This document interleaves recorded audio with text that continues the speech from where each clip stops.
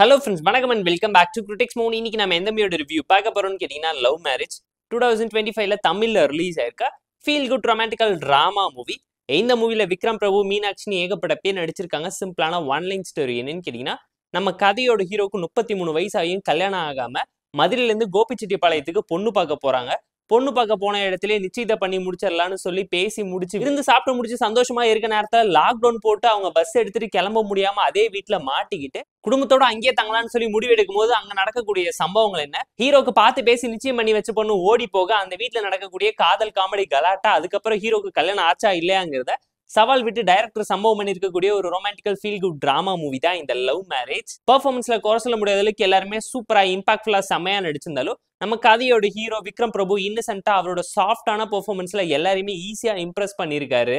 ஹீரோயின்ஸ்மே நோட்டபிளான கியூட்டபிளான பெர்ஃபார்மன்ஸை ப்ராப்பரா கொடுத்திருந்தாங்க. கேமியோ பெர்ஃபார்மன்ஸ்ல ரியோராஜ் சத்யராஜ்னு சொல்லி கலக்கலான கேஸ்டிங்கை வச்சு படத்தை நிறைய இடத்துல ஈஸியா இம்ப்ரெஸ் பண்ணி ஸ்கோர் பண்ணிடுவாங்க. ஸ்டோரியை பொறுத்த வரைக்கும் சிம்பிளி சூப்பர்னு சொல்ற மாதிரியான வெட்டிங் டிராமா ஸ்டோரி எடுத்து கொரோனாவோட மிக்ஸ் பண்ணி காதல் காமெடி கலாட்டாவை இன்ஃப்ளூயன்ஸ் பண்ணியிருக்காங்க. கமர்ஷியலாவும் நிறைய விஷயத்தை இன்வால்வ் பண்ணியிருக்காங்க.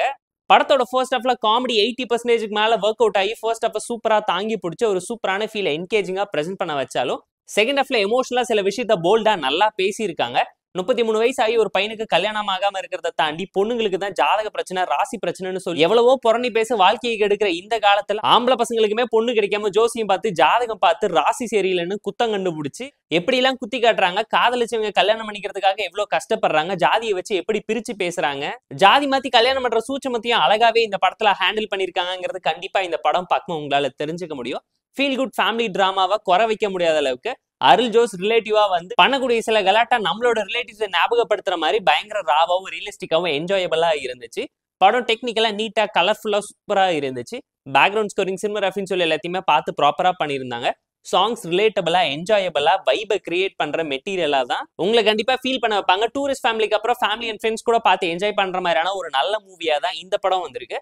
படத்துல ஒரு சில சீன்ஸ் ப்ரெடிக்டபிளா இருந்தாலுமே கனெக்ட் பண்ணி பார்த்து என்ஜாய் பண்ணிக்கிற மாதிரியான ரிலேட்டபிளான நிறைய இன்சிடென்ட்ஸை அழகா கன்வின்ஸ் பண்ணி சொல்லியிருந்தாங்கிறது கண்டிப்பா இந்த படம் பார்க்க உங்களால தெரிஞ்சுக்க முடியும்.